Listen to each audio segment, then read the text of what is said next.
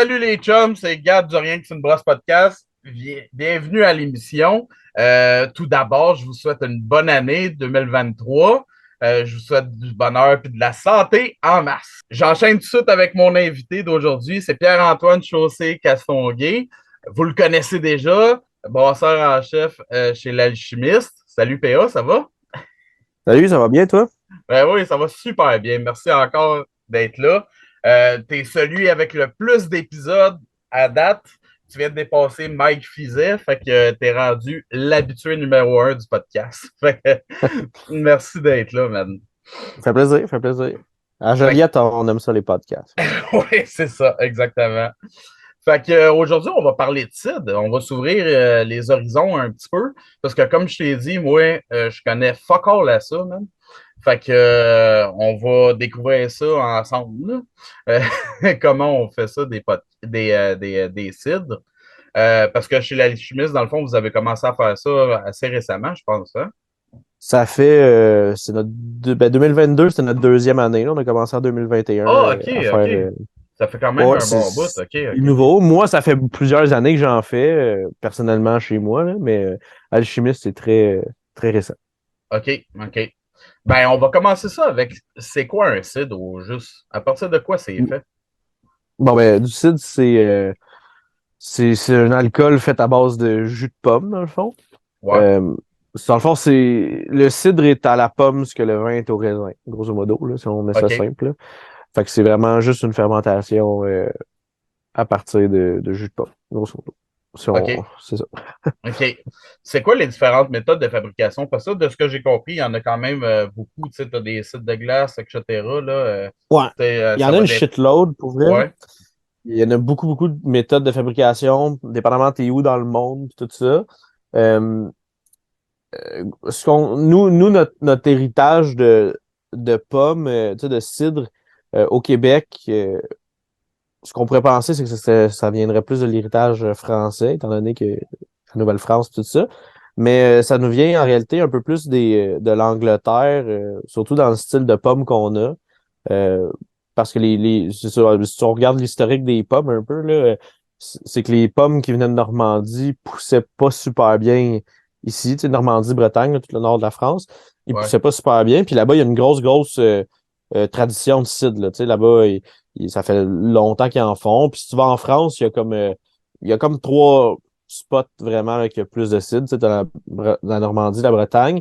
Puis dans le sud, un petit peu proche de l'Espagne, là, euh, t'as- c'est plus en Espagne en réalité ces cidres-là, mais il y a dans les Asturies et tout ça, puis il y a des cidres qui sont plus vinaigrés un petit peu. Mais OK. puis c'est des cidres qui servent là, ils servent ça de super-héros dans des verres là. Puis c'est Mhm. comme des bars faits juste pour ce cidre-là. Puis c'est quand même intéressant. Il verse de bien haut, puis ça incorpore bien de l'oxygène. Le cidre, il est plat, mais il le verse de super haut, puis il en verse juste une gorgée à la fois dans les verres. Puis là, Ah le ouais. monde, OK. ouais. Puis là, le barman, lui, sa job, c'est juste de passer autour du bar, puis de verser une prochaine gorgée à tout le monde. Tu sais. Euh, c'est bien spécial, mais l'oxygène, il rend le cidre plus doux, puis OK. ça le gazifie un petit peu. Fait que c'est vraiment genre une gorgée, il boit, une gorgée, il boit. Euh, En tout cas, fait que, il y a ces cidres-là. Sinon, ben, en Angleterre, c'est des cidres qui sont un petit peu moins, qui ont un peu moins un caractère. Tu sais, il y a un peu moins en fait, les lovers sauvages, ils sont un peu moins, ils ont un peu moins de caractère dans ces cidres-là, malgré qu'il y en a, là. Tu sais, la plupart des cidres dans le monde c'est pas fait à base de jus pasteurisé, là. Fait qu'il y a pas de, il y a pas de, il y a pas juste une culture de lover dedans, là. Fait que ça se mélange beaucoup avec plein de lovers là, qui sont dans le mou. Puis encore là, dépendamment, il y a plein de moyens de contrôler là, ça, là, comme il y a des méthodes qui s'appellent le keeving, dans le fond, là, qui est vraiment de laisser les pommes, de laisser les pommes dedans tremper, puis là, ça va faire ce qu'on appelle un chapeau brun. Puis là, ce chapeau brun-là, dans le fond, c'est les pectines, puis les nutriments qui vont se mettre à flotter sur le dessus. Puis ça, le monde, ils vont soutirer leur cidre euh, de, du chapeau brun, le laisser le OK. chapeau brun derrière. Fait que là, ça va appauvrir le mou. Puis ils vont faire ça plusieurs fois. Puis ils vont le soutirer souvent. Comme ça va arrêter la fermentation, même s'il reste des sucres résiduels, parce qu'il n'y aura plus de nutriments pour la levure. Ça, c'est une OK. technique parmi tant d'autres. Tu sais, au Québec, nous, on a notre cidre On a un cidre qui a une appellation contrôlée, là, qui est le cidre de glace, qui est quand même intéressant. Dans le fond, il y a des sortes de pommes, là, comme la Cortland, Wolf River, qu'on voit un peu moins. Il y en a plein de pommes sauvages aussi qui sont dans les forêts du Québec. Les pommes, ils restent dans l'arbre en hiver. OK. Fait que ça fait que quand ça va geler, ça va dégeler, il y a du soleil là-dedans. Fait que il y a une certaine évaporation ou sublimation, dépendamment de l'hiver qu'on a, de l'eau qu'il y a dans la pomme. Puis ça va cryoconcentrer les sucres qu'il y a dans la pomme. Fait qu'après OK. ça prend une presse hydraulique là, pour faire ça, mais après ça, ils peuvent presser. Puis il y a vraiment juste un jus très sucré qui va sortir de tout ça. Ça a quasiment l'air du sirop. Puis ils vont le faire fermenter, puis ça va faire des produits, là, des cidres de glace qui sont comme à 18%, tout ça. Je suis un peu déçu, moi, des cidres de glace dans les dernières années. Ils n'ont pas vraiment eu ils ont un peu passé là, leurs années de gloire, je dirais. Là. Le monde aime beaucoup les produits qui sont secs puis qui sont tanniques puis tout ça, alors que le cidre de glace, c'est comme carrément le contraire. Là. C'est pas peintable du cidre de glace, c'est pas une peinte de ça. Là. Ouais. On le voit, c'est souvent des petites bouteilles de 300 millilitres ou 330 millilitres qui se vendent. Là. Des petites Euh, fioles, puis t'as quasiment pas le goût de l'ouvrir, là, tellement c'est ouais, c'est parce le même, là. c'est ça, puis ça t'a coûté 30$ là, pour Ouais, ta c'est ça. bouteille. Mais c'est parce que ça prend beaucoup de pommes. Ça, il y a certaines. Il y a certaines cidreries, là, un peu moins au Québec, là, mais ailleurs, puis qu'il y a moins de règlements là-dessus, là, qui vont cryoconcentrer, ils vont presser le jus, puis ils vont faire geler le jus, puis là, après ça, ils vont le. Un peu comme on ferait avec une ice box là, dans la bière, dans le fond. Là. Tu Ouais. sais, avec les bières de glace, c'est le même principe, dans le fond. Là, fait qu'ils font ça un petit peu pour essayer de sortir le jus. C'est moins compliqué que de presser Tu peux le faire avec n'importe quelle pomme, dans le fond, au lieu de juste les pommes qui restent dans l'arbre. Tu peux aller OK. chercher en raquette aussi, là, c'est pas pratique. Là. Ouais. Et vous autres, à l'alchimiste, c'est pas du cidre de glace que vous faites, là, vous autres. C'est Non, non, non, non. un On fait pas plus de cidre de glace. traditionnel. Exact. Nous, on n'a pas de verger. Euh, nous, le concept là, qu'on a voulu. En fait, c'est un peu mon idée, là, le site de chez Alchimiste, parce que ça faisait une couple d'années que j'en faisais, puis là, je venais de déménager plus dans le nord de la Naudière, puis je cherchais des pommes dans le coin, puis il y a pas beaucoup de vergers dans la Naudière, il y en a genre 7, là. Il y OK. en a un qui fait déjà du cidre, là, à Saint-Jean-de-Mata, qui sème récolte. Puis en allant d'un verger à l'autre, il y en a même qui sont comme fermés. Fait que j'ai comme en fouillant, en trouvant des vieux articles de journaux que je les ai trouvés, j'étais allé revoir le vieux monsieur, puis il vend toutes ses pommes. C'est des vergers qui ont comme 400 arbres, là, tu sais, puis qui produisent full pin parce que c'est des produits qui ont des vergers qui ont 20 ans. Mais le gars, il vend ses pommes en pommes à chevreuil aux chasseurs du coin, tout ça. Ah ouais. Mais là, quand je suis allé voir, moi, j'ai dit, ben, gars, je vais t'acheter toutes ces pommes-là parce que, tu sais, c'est un peu du gaspillage alimentaire, là, à mon avis, là, de prendre ça puis d'aller donner ça au chevreuil. Oui, tu vas avoir un chevreuil au bout, mais tu sais, Ouais, le poids ouais. des deux est pas égal. Euh, Ceci dit, j'enlève pas ça aux chasseurs parce qu'un coup que j'ai fini avec les pommes, les chasseurs ils viennent le chercher chez nous. Fait Ah que ouais, c'est OK. gagnant-gagnant parce que les chasseurs, ça leur coûte plus rien pour leurs pommes. Puis en plus, c'est que les pommes commencent à fermenter un peu, puis ça sent en plus, puis ça attire encore plus les chevreuils de ce qu'ils m'ont dit. Là, je suis pas un chasseur, fait que je pourrais pas OK. confirmer ou infirmer ça. Mais fait que c'est ça. Fait que là, nous, ce qu'on fait à Alchimie, c'est que je ramasse les pommes de à peu près 5 vergers. Puis comme c'est des vergers qui faisaient avant de l'autocueillette, j'ai pas vraiment le loisir d'avoir des pommes à cidre. Tu sais, il y en a un là, qui a des choses comme des Golden Russet, puis des Renette Russet, puis ces choses-là. Mais dans la Naudière, on est quand même. Tu sais, autour de Joliette, on est en zone 5. Puis quand on monte, on va tomber en zone 4, en zone 3. Fait qu'il y a beaucoup de pommes acides, surtout qui survivent pas ici en région un peu plus au nord. Moi, je reste dans le bout de Saint-Gabriel de Brandon, là, pour te donner une idée. Là. OK. OK. Fait que c'est sur le bord du lac Masquinongé et tout ça. Fait que, fait que je ramasse un peu ces pommes-là, mais j'ai pas le loisir. Tu sais, ils m'amènent ça souvent dans des grosses bennes, c'est tout mélangé. J'ai pas le loisir de tout séparer les pommes puis de dire, OK, je vais mettre de la Macintosh avec de la Cortland ou puis de la Golden. Fait que je presse tout. OK. Il y a- Puis je fais mon jus, puis je mets ça dans des cuves de stainless, puis je fais ma première fermentation avec le chapeau brun, comme je te parlais, puis après ça, on soutire ça, puis on met ça dans des barils OK. de bois. Puis OK. là, dans tout ça, moi, je laisse pas de... je mets pas de levure. Fait que c'est vraiment des cidres qui sont spontanés. C'est la nature qui va faire ce cidre-là. Puis il y a aussi pas de... Normalement, ben pas normalement, mais il y a certaines la plupart des méthodes, c'est qu'ils pressent le jus puis ils l'envoient directement en fermentation. Nous, ce qu'on Mhm. fait, c'est parce que la pomme, il faut la broyer avant. Nous, on Ouais. la broie, puis on peut la laisser. J'ai déjà fait jusqu'à une semaine et demie de le laisser dans c'est juste la pomasse, là, tout broyée ensemble, là, de laisser ça de même avant de le presser. Fait que la fermentation, on commence sur les pommes, là. C'est vraiment le genre de OK. macération pelliculaire comme on voit dans le vin, malgré qu'il y a OK. beaucoup moins de pellicule sur des pommes que sur du raisin, à cause du ratio de la grosseur du fruit, là. Ouais. Mais, fait qu'on va chercher un petit peu plus de tanin. J'ai pas encore expérimenté assez pour pouvoir dire à partir de quel moment c'est optimal pour avoir le plus de tanin, mais ça donne quand même des résultats qui sont bien intéressants. Là, le fait qu'on le mette dans les barils, c'est que c'est exposé à l'oxygène un petit peu aussi. Euh, en réalité, on essaye le plus possible, comme avec la bière, d'éviter l'oxygène. Mais Ouais. moi, je trouve qu'un un petit peu d'oxygène, ça amène un peu plus de caractère au cidre, surtout que j'ai pas des pommes à cidre. Fait que ça fait du jus qui est très, très neutre, puis un cidre qui est très, très neutre aussi.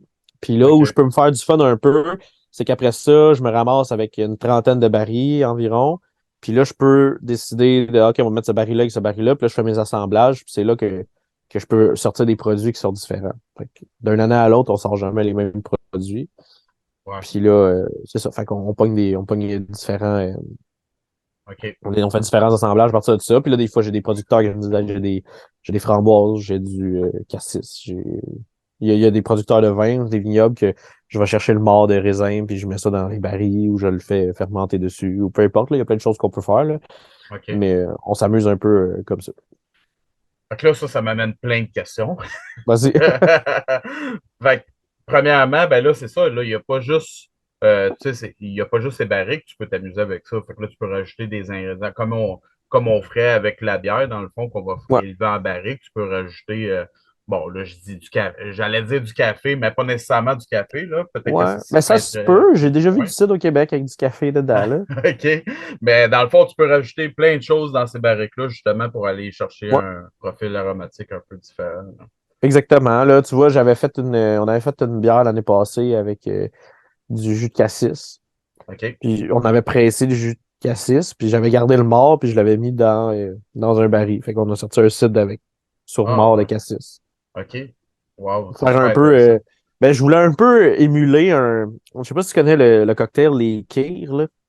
Non. Tu sais, du Kir, c'est comme. C'est un mousseux, puis ils mettent de la crème de cassis dedans. OK.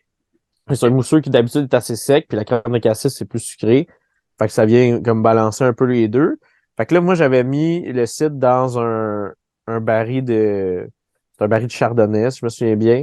Puis là, après ça, j'avais essayé de fermenter au complet. Après ça, j'avais mis ça sur le mort de cassis pour aller OK. chercher vraiment le cassis. Là, ça a fait comme un kir qui était bien dry, mettons, là, avec un peu de brette puis tout dedans. C'était quand même intéressant, là. OK. Pour les cidres, est-ce que tu vas regarder vraiment, tu sais, mettons pour la bière, on va vraiment regarder la provenance des barriques, mettons, là, tu sais, du bourbon. Tu vas prendre une barrique de bourbon pour avoir le goût de bourbon. Est-ce que c'est la même chose pour le cidre? Tu vas-tu vraiment regarder la provenance ou Euh, ça importe plus ou moins? non, non, ça importe. Euh, L'année passée, on les a faites. C'était tous des barils, pas neufs, là, mais comme ils venaient d'arriver, là, fait qu'il y avait eu du vin rouge ou du vin blanc, ou j'en avais un de cognac, j'en avais un de Calvados, tu sais, un gros 400 litres de Calvados, là. Fait que, OK. tu sais, j'aime bien ça faire, aller chercher ça. J'ai trouvé par contre que ceux de l'année passée, c'était un peu trop, je trouvais que le chêne sortait beaucoup. Je pense que cette année, ça va être un petit peu plus, parce que le cidre, il finit par être un peu, tu sais, c'est moins fort que de la bière, là, fait que le baril, il sort pas mal. Fait que dans les assemblages, on est capable de corriger ça un petit peu. Cette année, j'ai réutilisé la même batch de baril. Parce qu'un coup que j'ai eu vidé mes cidres, là, tu sais, c'est à peu près à ce temps-ci qu'on commence à les embouteiller, nous. OK. Je mets une batch de bière dedans, puis je laisse la lie du cidre fermenter ma bière, dans le fond. Puis après ça, j'utilise cette Ah, ouais. bière-là dans d'autres assemblages pour ça. Puis un coup que j'ai fini d'utiliser, là, j'ai rince comme faut, puis on remet du cidre dedans. Fait Ah, man. que on fait comme un genre de cycle, là. Ça, c'est trippant, ça, pour Ouais, vraiment. pour un brasseur, là, de penser juste à mettre du mou pour faire de tout intriquer ça ensemble, là, c'était écœurant, là. Ouais. Exact. Ça permet de faire un peu des genres de bières spontanées sans le, sans le cool ship, tu sais. Ouais. Ouais, ouais. Parce que, tu sais, ils sont spontanés quand même, parce que quand tu regardes ça, là, en théorie, tu sais, le cool ship, t'as toutes les levures, les bactéries qui viennent de l'air dedans. Mais là, c'est mes pommes qui ont commencé à fermenter toutes seules avec qu'est-ce qu'il y avait sur les pommes, qu'on a mis dans le baril, qu'on a vidé, puis après ça, on a remis de la bière. Fait que, techniquement, il n'y a pas d'ajout de levure par là, tu sais. Fait que Ouais. c'est comme semi-spontané, ou, tu sais, on pourrait dire, parce que j'ai quand même, je savais qu'il y avait la levure du cidre que j'ai mis dedans, mais il n'y a pas eu de, on sait pas c'est quoi qu'il y a dedans, en fait. OK. Fait que, tu sais, comme pour la bière, les barriques, tu sais, on va l'utiliser pour une run, puis des fois en assemblage pour une deuxième run. Mais pour les cidres, tu peux les réutiliser quasiment. Tu sais, quand tu te fais un cycle de même, mettons que tu vas fermenter une bière après, revenir au cidre, ainsi de suite, tu peux tu peux les réutiliser assez souvent, là, ces barriques-là, dans le fond.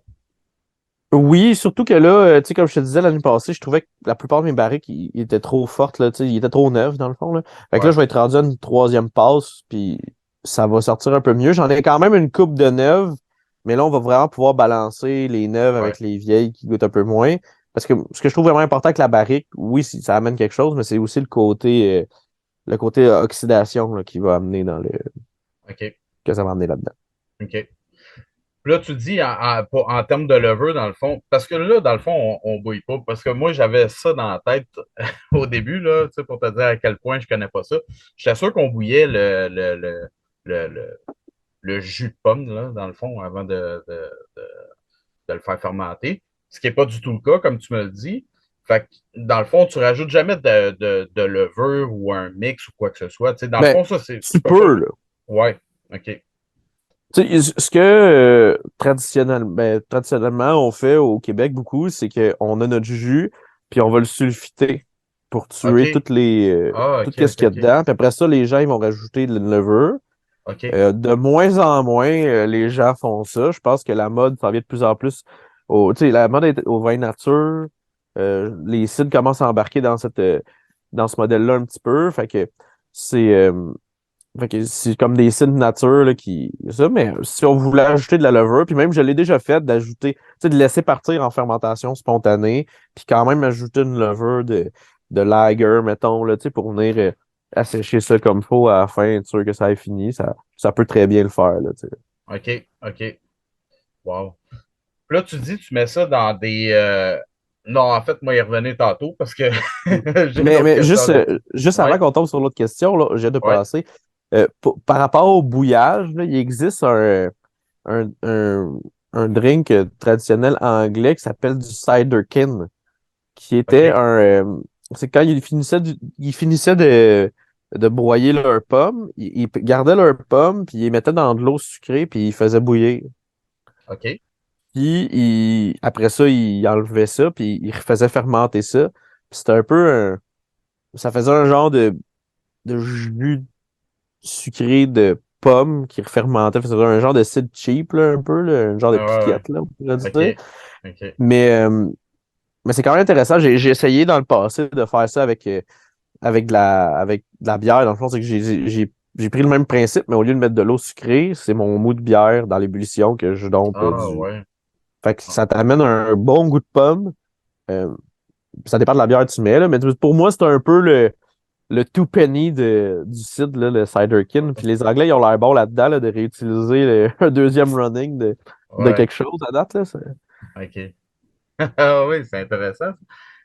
En termes d'équipement, là, euh, dans le fond, le pressoir là, que tu vas utiliser, Ouais. euh, ben, en fait, c'est quoi? C'est spécialement fait pour ça? C'est un équipement que tu vas trouver spécialement pour ça? Ou c'est un équipement de d'autres choses que vous avez? Comment ça fonctionne Ben, exactement? souvent, les pressoirs c'est des pressoirs à fruits, là, que ce soit pour du raisin, que ce soit pour whatever, des camerises, des framboises, des pommes, c'est pas mal toute la même chose. La différence, c'est qu'il y a bien des fruits qui vont être capables de se faire broyer tout seuls sans avoir à se faire transformer avant. Mais dans le cas de la pomme, c'est un fruit qui est quand même dur parce que la pomme, elle a comme évolué pour pouvoir, tu sais, pour tomber à terre, Ouais. puis être capable de se déplacer dans le fond. Tu sais. Elle tombe à terre, puis elle reste intacte. Fait que il peut avoir un, un animal qui vient la manger, mais elle peut aussi tomber en bas d'une côte puis se rendre pas mal loin ou tomber dans l'eau puis aller plus loin.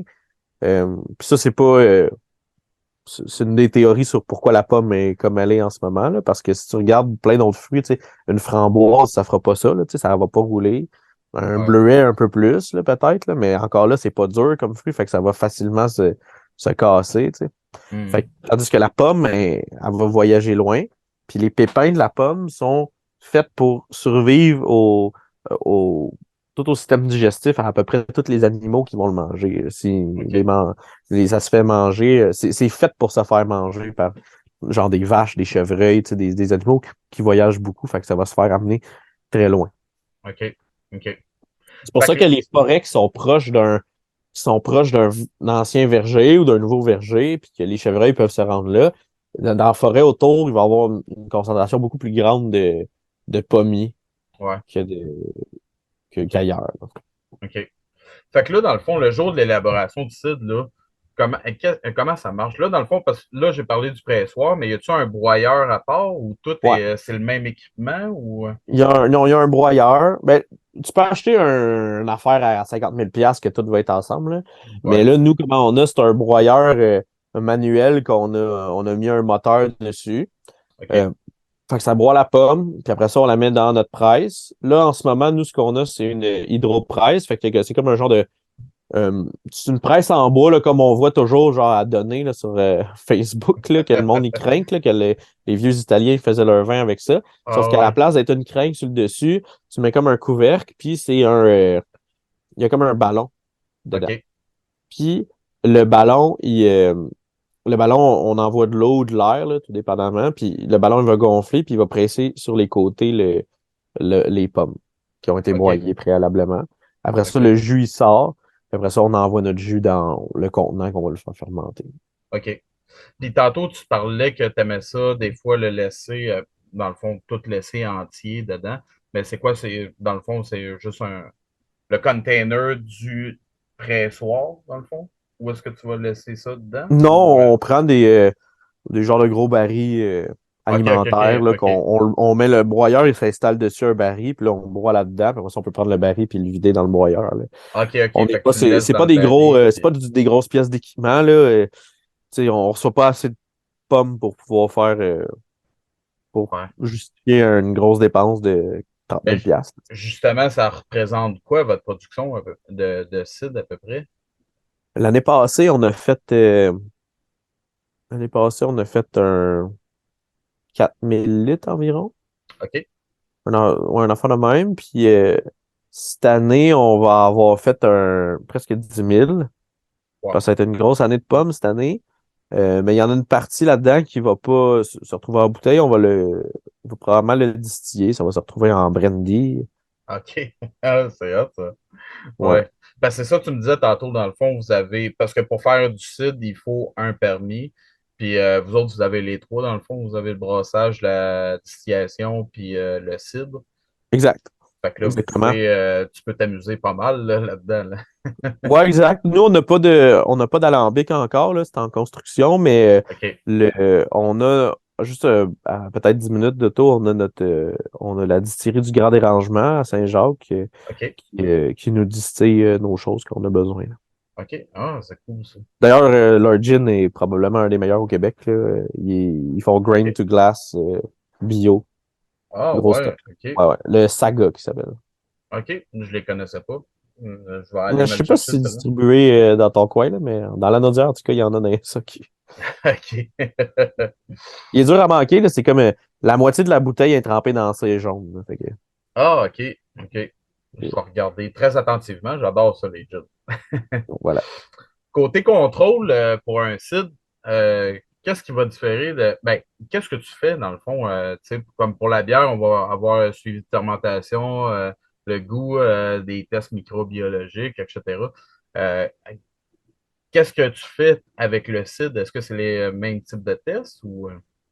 Ben oui. Normalement, on ferait tout ça avec le cidre. Là, nous, dans notre cas, comme c'est une fermentation spontanée, les tests microbiologiques, Ouais, je les fais pas ça, vraiment, là. ouais, ouais. On sait que ça va être contaminé, là. Je peux prédire ça déjà. Pour ce qui est des suivis de fermentation, on les fait quand c'est dans la cuve, mais quand c'est parti des barils, vu on transfère au baril un peu avant la fin. Comme ça, s'il y a un peu d'oxygène, ben, la levure qui est là peut quand même prendre l'oxygène qui reste, mais après ça, un coup c'est dans le baril, on prend plus nos tests, on le laisse là, on y goûte une fois de temps en temps, puis quand c'est Ouais. prêt, c'est prêt. OK. Fait que c'est ça, rendu dans la barrique, ça va être plus le goût pour savoir où est-ce que tu vas t'aligner avec C'est tes ça, assemblages, puis etc. OK. exactement. Combien de temps tu vas laisser ça en barrique? Pas longtemps, pas longtemps. On le laisse. Tu vois, là, les premiers qu'on a pressés, c'était à la fin du mois d'août, puis je m'apprête à embouteiller mes premiers cidres. Fait Ah, que OK. c'est vraiment pas longtemps. Si c'est trop longtemps, il y a beaucoup d'oxygène, ça finit par faire de l'acide volatile. Puis il y a une limite sur l'acide volatile au Québec dans la loi pour le cidre, qu'on peut pas OK. dépasser. OK. OK.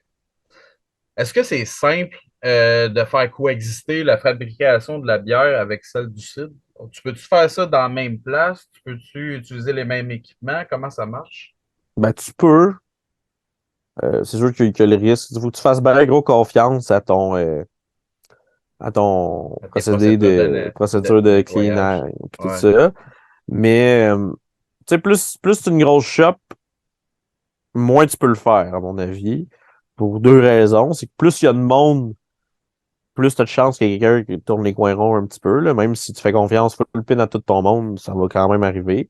Mhm. Puis c'est le contraire, pas le contraire, excuse. Fait que plus t'as le monde, moins de ça. Puis c'est que plus t'as une grosse shop, si t'as une contamination, puis là tu viens de sortir un 80, 150 hectolitres de bière, puis là, faut que tu rappelles ça, ça fait fucking mal. Ça Ouais. fait fucking mal, comme rappel. Là. Euh, fait que c'est ça. Fait que OK. c'est un peu ça les deux trucs. Nous, ce qu'on a fait, c'est qu'on a un deuxième building carrément, puis nos levures sauvages sont dans l'autre building, on est dans le chef. Fait que il y a de la bière puis du cidre qui coexistent là, d'un baril à l'autre, là, mais il n'y a OK. pas vraiment de.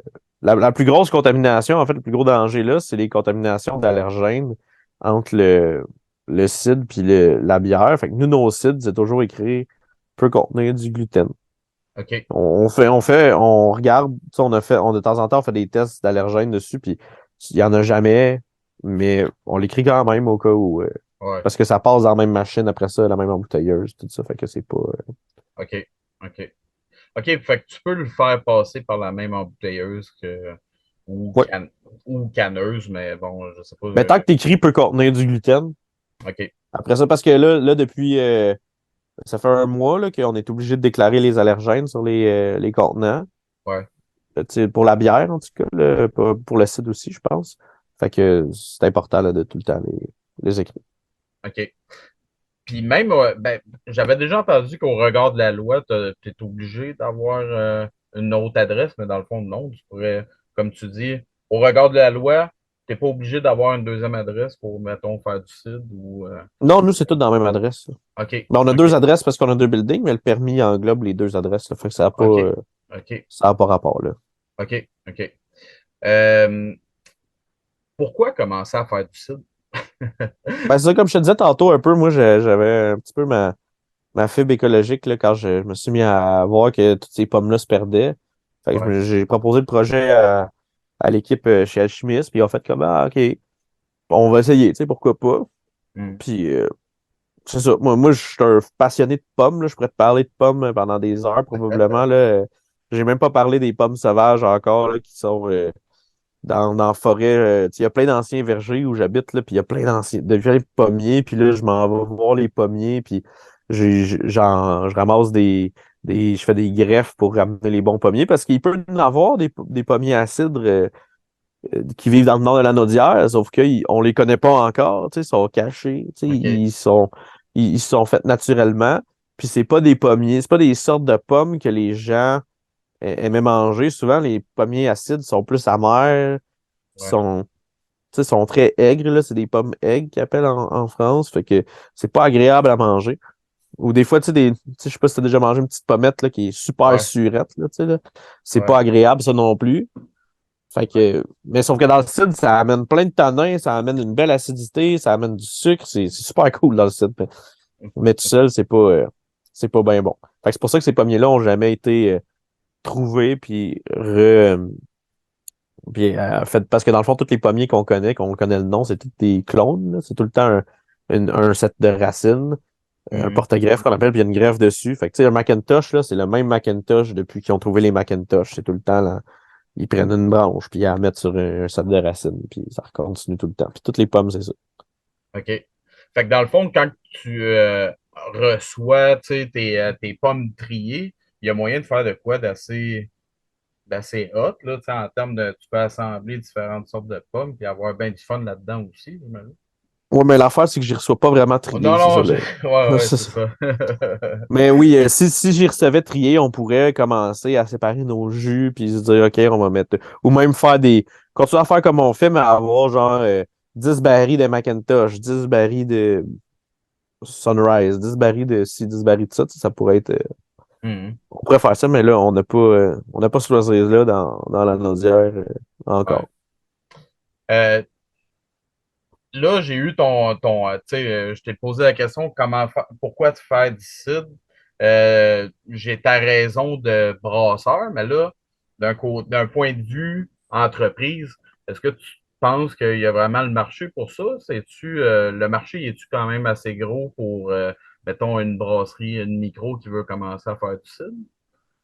Mais je pense qu'en petite batch, oui, là, tu sais, je pense que tu sais, faire beaucoup de cidre, là, tu sais, comme, je sais pas, le Milton ou McKeown, Michel Jodoin, ils font, tu sais, Ouais. ce marché-là, là, j'ai pas de données en tant que tel, là, mais euh, il est encore très mainstream. Mais là, il commence à avoir un marché de produits un peu plus raffinés là, qui sont comme justement des produits plus nature, dans le fond, là, qui s'en Ouais. vient, qui est de plus en plus gros, mais qui reste pas si gros que ça non plus.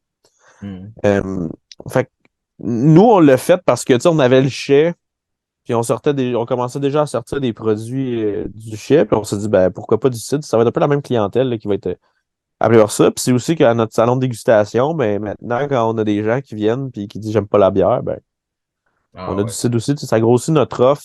On en vend surtout sur place, on n'en distribue pas beaucoup, là. C'est pas des grosses batches là, qu'on fait, là. Tu sais, comme, tu sais, j'ai parlé, on a fait 4000 litres, mettons, l'année passée, mais on a sorti 10 produits là, là-dedans. Fait que, tu sais, OK. c'est vraiment pas des grosses quantités, là. OK. Puis j'ai une question aussi qui me revient à l'esprit, là. Dans le fond, quand tu fais du cidre aussi, euh, toute l'idée de contrôle, tu sais, puis de standardisation, faut que tu laisses ça de côté, dans le fond, tu n'as pas le choix parce Ben non, que. non, non, mais dans du cidre, tu peux. C'est pas ça que nous on fait, là, parce que là, on est dans le chai pour les cidres plus spontanés, mais mettons qu'on voudrait faire du cidre plus euh, traditionnel, Hmm. on serait full pin là-dedans aussi, là. C'est juste que c'est pas ce qu'on fait. Ouais, ouais. Fait qu'il y aurait moyen de standardiser ça un peu, mais Ah oui, oui, oui, c'est sûr. ouais, OK. Euh, Est-ce que tu dirais que les possibilités de création sont aussi importantes que pour une bière ou plus importantes ou égales? Qu'est-ce que tu en penses? Euh, sont aussi intéressantes, ça c'est sûr. Je pense que si on regarde ça très mathématiquement, il y en a moins parce OK. que le cidre, il y a juste un ingrédient de base, puis la bière, il y en a quatre. Fait que Ouais. déjà là, les probabilités sont beaucoup plus petites, là. Même chose avec le vin, là, tu sais. Mais ça veut pas dire qu'il y a pas il y a pas moyen de faire quelque chose de le fun avec ça non plus. Surtout qu'on peut ajouter plein d'aromates. Ouais. Tu sais. Fait que moi, il y a beaucoup, beaucoup de possibilités. Puis j'ai même vu, je me souviens plus qui a sorti ça, c'est-tu Sauvageon ou bon, je me souviens plus qui a sorti ça, mais il y a même une brasserie, une cidrerie qui a sorti un cidre c'était un cidre sour qui avait mis des, du, du, des drèches dedans. OK. C'est les lovers des drèches qui ont rendu ça sour. Tu sais, il y a Ah, plein, ouais. plein d'idées de même, là. Tu sais, le cidre, c'est plus ouvert que le vin aussi. On peut mettre pas mal plus d'affaires dedans. Fait que, il y a quand même beaucoup d'imagination là, qu'on Ouais. peut jouer. Puis aussi juste dans la méthode là, tu sais, de combien de temps tu le laisses broyer avant de le presser. Puis toutes ces choses-là, tu sais, ça change beaucoup de choses. Fait que oui, OK. il y a un peu moins de possibilités statistiquement, là, mais il y en a quand même Hmm. beaucoup, là. Je me rends compte qu'il y a tellement, tu sais, il y a quand même beaucoup de ressemblances avec, ben, pas de ressemblance, mais tu sais, de points de croisement où est-ce que tu peux faire croiser autant le monde de la micro que le monde du cidre. Tu sais. Il y a plein de places où est-ce que tu peux faire coexister les deux, ce qui est assez intéressant. Puis ça m'étonne justement que les microbrasseries ne se l'ont pas approprié avant, il me semble. Là.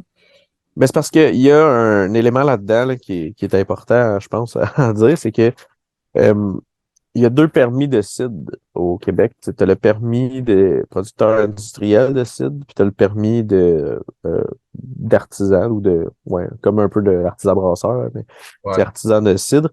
Puis pour avoir le permis artisan, qui est le plus petit, qui coûte le moins cher, il faut que tu ailles un minimum de superficie de pommier. OK. Fait que si t'as pas ça, tu peux pas avoir ton permis. Fait que là, il faut que OK. tu aies le gros permis, qui coûte beaucoup plus cher, qui, tu sais, qu'il faut que tu aies une production de cidre qui est plus grosse pour soutenir ça. Fait que c'est moins. C'est pour ça qu'il y a Ouais. beaucoup de monde qui ont pas ce permis-là. Puis, tu sais, on remarquera, il y a beaucoup de monde, là, comme la Barberie, par exemple, ils font ça. Ils mettent souvent du mou de pomme là, qui vient du somnambule dedans. Tu sais, ils sont quand même proches. Il, euh, fait qu'il y a beaucoup de brasseries, justement, qui vont faire ça. Parce que, tu sais, en théorie, je pourrais sortir tous les mêmes produits de, de cidre que je fais en ce moment, mais je pourrais mettre genre une goutte de bière dedans puis dire, oh, c'est de la bière au cidre maintenant. Tu sais, là, ça OK. permettrait de contourner toutes les lois de permis de Ouais. cidre. Ouais, ouais. OK, je comprends. Je comprends. Mais c'est pour ça Bon. que la plupart du monde le font pas. C'est parce que c'est pas un. Ça Ouais. prend un gros permis si t'as pas de verger. Puis c'est qu'après ça, si t'es une petite brasserie, chances are que t'as genre 4, 5 employés, gros max, puis que t'as vraiment pas le temps de t'occuper de. T'es occupé à brasser, là. T'es pas occupé à t'occuper de tes pommiers puis à ramasser des pommes dans le champ. Là. Ouais. Ouais. Fait que ça devient intéressant pour un verger, mettons, qui fait déjà du cidre puis qui veut se mettre à faire de la bière ou bon, Ouais, inversement, le ça peut comme. contraire fonctionne mieux, je pense. Puis je pense que c'est intéressant aussi peut-être pour les fermes brassicoles qui ont de l'espace puis qui ont déjà une partie de leur staff qui travaille à s'occuper des champs puis des récoltes puis tout ça. Peut-être que là, c'est plus pertinent dans ce cas-là. Mais tu sais, une petite brasserie comme mettons, je sais pas là, n'importe quelle brasserie. Là, Farnham. Farnham. Farnham, mais je suis jamais allé chez Farnham, c'est pas, peut-être pas un Ben, tu exemple, mais je voulais sais donner qu'il n'y a pas de une pommier, petite là, brasserie mettons. qui est dans le. Ouais, non, mais je voulais donner une petite brasserie, mettons, qui est dans une ville, là, comme ben, Malmstrom, là. Tu sais, ils sont dans le Ouais. milieu, là, c'est un peu un quartier industriel. Ouais, il y a de la forêt en arrière, mettons qu'ils achetaient en arrière, puis ils faisaient ça, mais tu sais, c'est quand même pas si facile que ça, tu sais, alors que. C'est même nous, ben, nous, Alchimiste, en fait, c'est un bon exemple. Alchimiste, on pourrait jamais avoir le permis de producteur artisanal parce que en arrière de nous, c'est EBI, là, c'est genre une dompe de OK. vidange.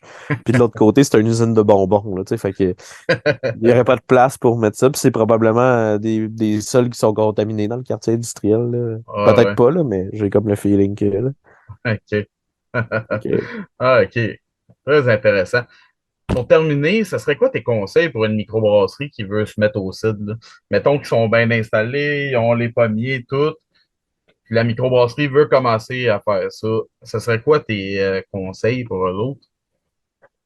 je dirais que ce serait de laisser la nature faire sa job, là. Tu sais, la nature va faire le cidre elle-même, dans le fond. C'est un peu ça Hmm. ma philosophie pour le cidre, moi, là.